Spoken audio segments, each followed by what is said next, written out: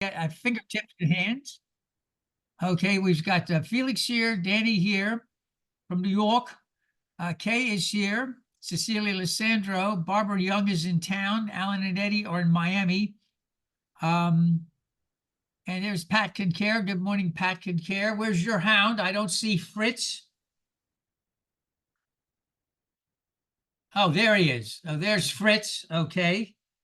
Let me have some announcements for everybody. Andrea's on today. Donald is doing tech. Danny Sorkin is going to be reading. Coming up, you're going to love this. We've got a nice September. Larry Deach is back for the what is that? The 11th? I get my dates wrong. Hold it. The 11th? No, the 8th. The 8th of September. Larry is back for the 8th of September, and Michelle is back for the 22nd. Larry and Michelle are on for September. And then Andrea and Michelle are on for October. So we've got a lot coming up. The book club continues every Saturday. And we've got connections twice a month until, are you ready for this, November? I want you all to remember this. November connections are every week, holiday time. And during holiday time, we have connections every week. So we've got a full schedule, and we haven't even begun yet to talk about Anaki. Anaki is our student seminarian intern, and he is going to be dealing and helping all of us and friends of his discuss marginalized and disabled people. And he has a whole program that may, in fact, take three semesters to do, and he would be with us a couple of times a month, working with and holding, just like we have with Connections. We'll have an evening meeting for about an hour in which he will work with people to introduce a specific kind of disability or a specific kind of marginalization, and try to have us sensitized to people around us, people in our own congregation. So that's a lot coming up, everybody. Connections, working with disabled and marginalized people, book club services, and all of that. So that's a big, big boat for us in coming up starting in September. Now, I want to say a word about us this summer. There's a person I keep mentioning who died in the 80s. His name was Lyle Schaller. Lyle Schaller was probably the most competent and best parish consultant that I have ever run across. And I was just checking his Wikipedia page today, and obviously 200,000 others thought so too. He was unbelievable. And I'll never forget when he was in Chicago with us, he said, one of the biggest mistakes that congregations make is they slow down for the summer. They act as if the summertime is like, you take off, you stop for the summer. And he argued that is the worst thing you can do. He said people need summertime as much as they need fall, winter, and spring. And he said, you're going to be shocked to know that if you don't slow down for the summer, you have the same schedule in the summer that you have in the winter. The attendance will only flop about 10% at the most. At the most. So if you have two services, you have two services, you have three, and you keep it going. When I was in Port Orange, we had 8, 9, and 10:30 year around. Year around. 8, 9, and 10:30, and I preached it 48 Sundays in a row. I know that's insane. But I'm trying to say we did this at All Souls. We said we're not going to stop for the summer, and we've kept the same schedule. Book club, connections, services, the same thing. And the reality is you all are here. You all need to be connected. And so we do that. Now, here's the funny thing. He's absolutely right. Our attendance numbers only dipped about 10%. That's it. That's it. Even though we're on Zoom, between all the things we do at the end of the week, we still have a very active bunch, which I think is absolutely fascinating. And then when we add Naki coming in with disabled and marginalized people, that all offers a whole new world for us, a whole new world of caring and keeping people close to us. So that's coming up. And so I want to thank everybody for their work this summer. And I just sent an email out to our educators. we have a whole bunch of educators. And right now, I'm going to tell you, teaching in the state of Florida is perilous. I spent all last Monday morning with my chairman going over the new simple syllabus and the competencies for what I teach. And you're going to love this. The provost office did not like a lot of competencies, so they went and superimposed competencies. And the class I teach has, are you ready for this? 15 competencies, including doing journal papers. This makes no sense for 16-year-old to 20-year-olds who are taking an introduction to world religion. So finally, somebody figured out, all the provost office did is went to a graduate program or a senior program of religion majors and flipped off of one of their things and copied and pasted to be for us as an introduction. Now, Grimmy's laughing. If I had a pie, I'd hit him with a pie. I lost 10 pounds over this nonsense. And so the bottom line is do what you used to do and pay no attention to it. That's a great way to have to teach you. So how are you going to have 15 competencies, including journal papers? For 16-year-olds, are you what planet are we on? Last time I checked, we were planet Earth. So I'm just telling you, with all of our educators who do from pre-K to elementary to middle school to high school to the college level, we have a whole batch of educators. Keep them close. It is perilous right now to teach in Florida. They want to see your syllabi now to be sure you're not anti-Semitic. I mean, it is wild. It is wild. So I'm just saying, as you well know, a sense of humor always works, and your support for our educators is deeply appreciated. All right. Before I begin, one more time, let's say to Andrea, who's out in north of the city of Chicago proper. Digit Grimmy is in the metropolis of Oldsmar.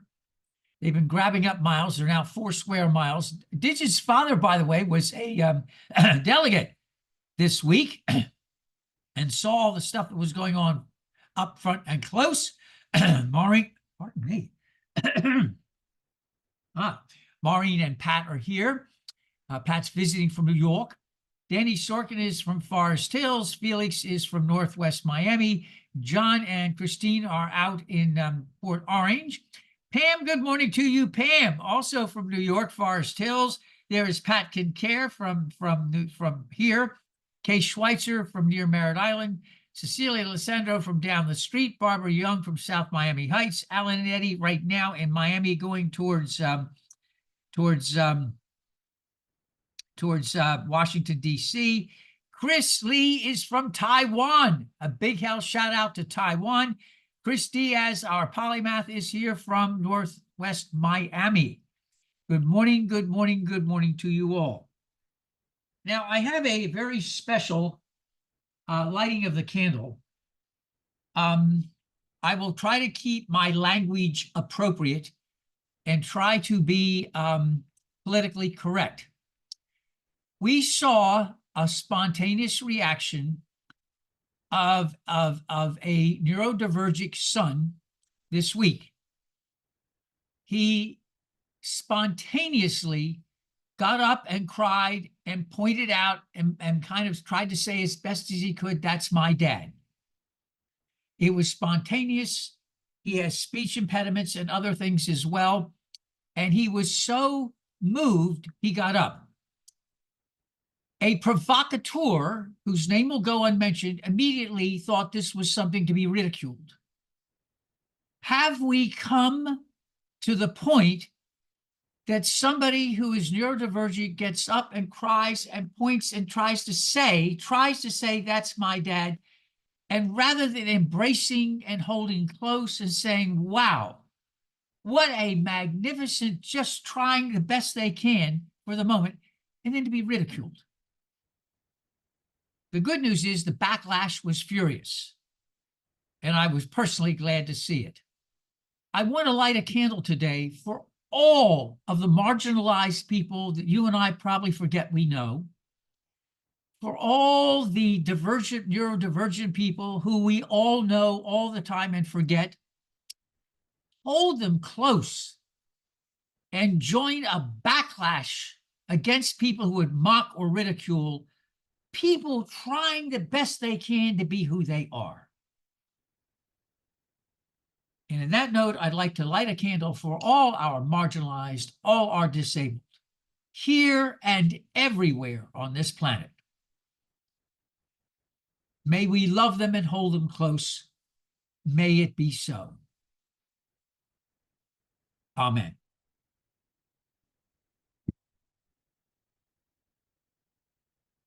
Our introit, Forest Choirs.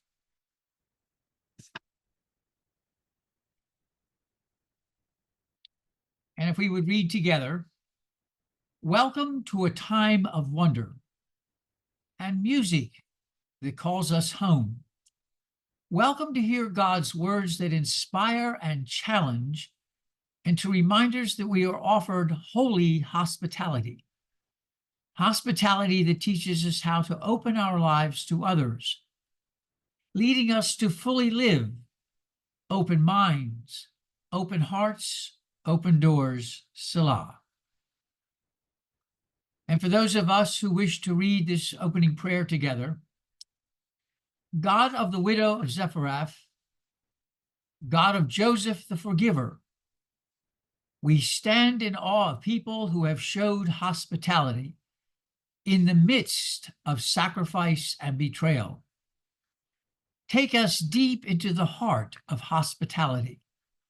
Help us to understand that the generosity the world needs often demands sacrifice on our part. Be with those who have never known a table, blessed by laughter and welcome, who have seldom heard affirmations and who do not know your abiding love. Remind us, O God, that we are to set many tables, to speak blessings often, and to be love in the world. Selah. That's pretty.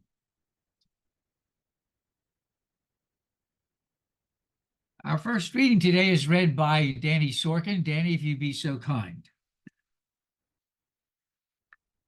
As soon as you bring it up, or what do you want me to? There we go.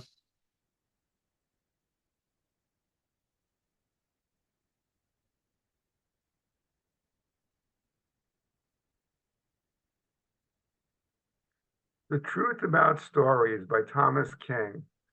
What if the creation story in Genesis had featured a flawed deity who was understanding and sympathetic rather than autocratic and rigid? Someone who, in the process of creation, found herself lost from time to time and in need of advice. Someone who was willing to accept a little help with the more difficult decisions. What if the animals decided on their own names? What if Adam and Eve had simply been admonished for their foolishness? I love you, God could have said, but I'm not happy with your behavior. Let's talk this over. Try to do better next time. What kind of a world might we have created with that kind of story?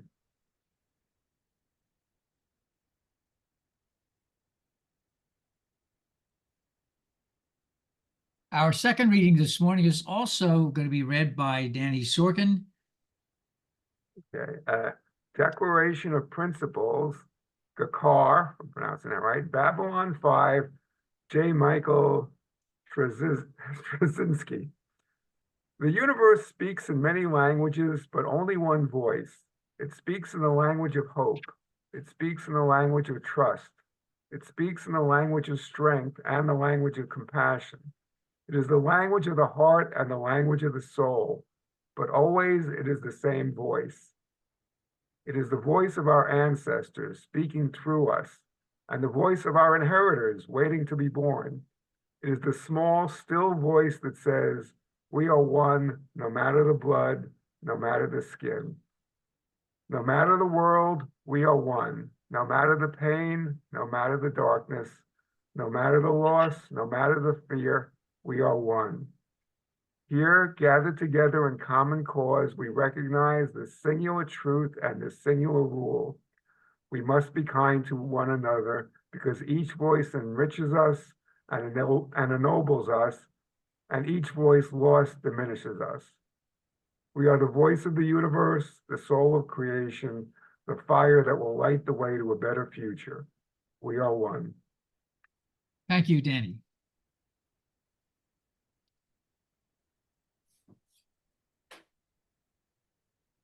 There is a saying in military veteran circles: once a soldier, always a soldier. It's just a question of your activity level. And while my activity level is now far softer and significantly slower than it once was, the core part of that once a soldier, always a soldier identity remains. And it's a part that listens to the unfixable, the part that silently screams into the darkness that all is lost, that hope itself has left the building for a well-deserved sabbatical. And when that voice screams, we listen, because it's a gut check of just how okay we really are.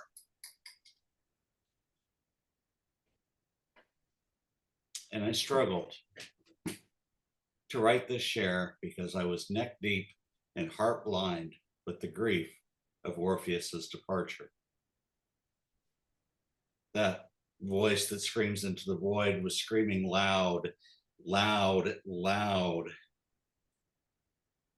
And then it was a song lyric by Stu Daly that cut through the den. The only use I have for hope is hoping that I don't need it.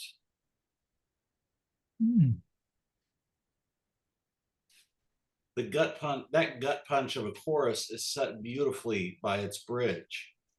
You'll stand still forever, holding water in your hands. As it slips through your fingers, understand that the only use I have for hope is hoping I don't need it. It took a moment, but I knew that I was actually okay, that I wasn't sliding off into the darkness, and I found myself reminded of how the intensity of this grief would pass. And when it did, I would emerge ready for the next time it visits. And I would do this over and over and over again until new scars replaced the already too fresh scabs. And I tell you this because one of our earliest projects in seminary was to identify our top 5 sources of hope. Like, if hope is a thing that springs forth from something else, we were supposed to name the top 5 places that we could draw from it. And it was a vital assignment to us. And while the sermons we wrote and shared on it were perhaps less so, there was an important lesson that came from the exercise. Hope is not a noun. Hope is not a thing that you draw from some other thing. That's a coping mechanism. And coping mechanisms are important, but they deserve their own category of interior work and analysis. So the question then is, if hope, capital H, is a thing, capital T, to be experienced and not traded like a commodity, then hope must be a verb. Perhaps an adjective, perhaps even the forbidden occasional dangling participle. Hope must be everything except a noun. Follow me here. In the special music that we just heard, there's a prayer in Latin that is sung as the rhythm section. And it runs something like this. In articulo mortis, caelatus mihi veres, Dio adjuvante von impendum, in perpetuum dirige nos domine ad augusta per angusta sic itur ad astra excelsior. At the moment of death, my strength is from heaven. God helping, nothing should be feared. Forever direct us, O Lord, to the high places, by the narrow roads, for such is the path to the stars, ever upward. It's that last half to me that is the best part. Hope is the ever upward. Hope is the never backward, always forward mindset of Marvel's Luke Cage, the towering and reluctant hero of Harlem. The path, difficult to discern as it sometimes is, does always lead forward, just sometimes by the narrowest of narrow ways. In one of my heart spaces, Zion National Park, it was formed by water flowing over sand, rock, and dirt millions of years ago. And there is a feature in the park called the wave. It is a fragile and otherworldly sandstone and jasper rockscape cast in reds, yellows, and oranges of a petrified seabed. It is now so popular for the Instagram set that the National Park Service has controlled access by a lottery. The wave is a bucket list item for me. But in the park, there's another space that doesn't require the luck of winning a day use lottery, a place that is accessible as traveling uphill along a flat trail to a place called the Narrows. The Narrows is also access controlled, but only in the sense that when the risk of deadly flash floods are high, rangers will close the gates to keep you out. The Narrows are the active side of the same processes that created Antelope Canyon and the wave. And in the Narrows, you can find tall, narrow shafts of rainbow-hued sandstone through which flows fast, clear, and cold spring water. And if you look up from inside the Narrows, you'll see the sunlight coming through a 12-inch crack in the ground 40 feet above your head, while your feet go numb in a 40-degree, 20-foot wide pool of water. And if you look up in those moments, when your feet are cold and tired and on fire, after hiking through the difficult terrain of a riverbed for hours, your choices can seem pretty stark. One is forward by the narrow way to your pre-planned exit point. The other is to turn around, make your way back several miles to where you started. And in those moments, it isn't hope that will help you make it to the end of your route. No, that's on you. The only way out is through, after all. But if the unexpected happens, we don't need to hope that the rangers will be there to extract us. We need to trust that they will. Hope, in its noun form, is static. It's cold, it's unfeeling. The only thing it breathes is cynicism. But hope, in its now non-noun forms, is dynamic. It is alive. It pulsates and breathes with spirit. It reminds us that all shall be well because it shall be well. If the only use I have for hope, the noun, is hoping, the verb, then I don't need it. Then the only use I have for hope, the verb, is to trust that it has my back. Hope is the trust that we place in the universe to still be kicking our butts into better versions of ourselves day in and day out. Hope is faith that we will, in the end, be A-okay. Hope is the faith and trust that, in the end, we will make it through the hard and into the better. Hope is faith. Hope is hoping we never need it. Hope is being glad that we do. Selah.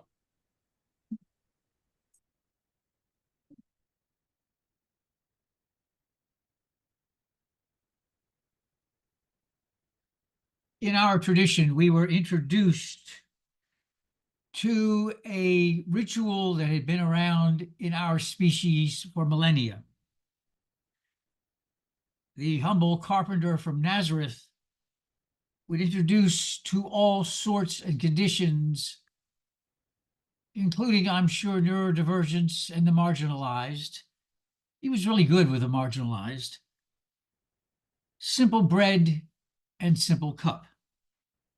Nothing fancy, simple bread, simple plate, simple cup, simple watered down wine. Offering those, and in the words of our prayer this morning, be with those who have never known a table, blessed by laughter and welcome, who have seldom heard affirmations and who do not know of your abiding love. Remind us that we are to set many tables, and we do every time we gather at All Souls.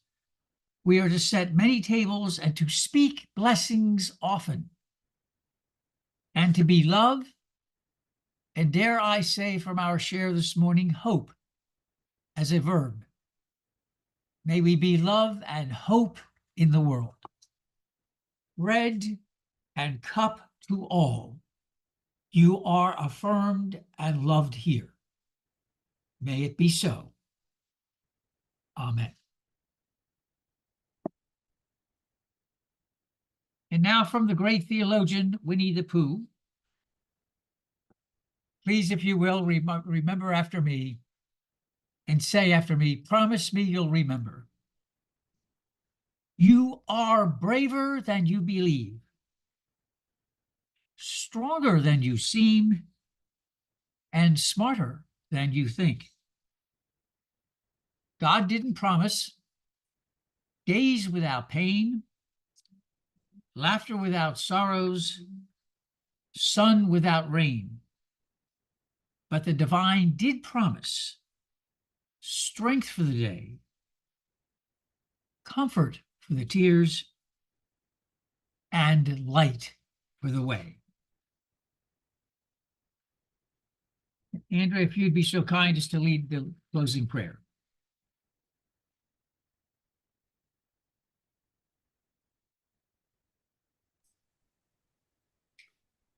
Be people of hope.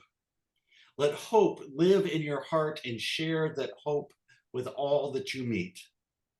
Spark hope by affirming someone else's humanity to the powers that be. Spark hope by listening to someone's story. Spark hope by praying for our world. In this time, we all never need to see, to feel, and to spark hope. And as you go out into the wonder of the universe, spark hope within all those that you meet. Amen.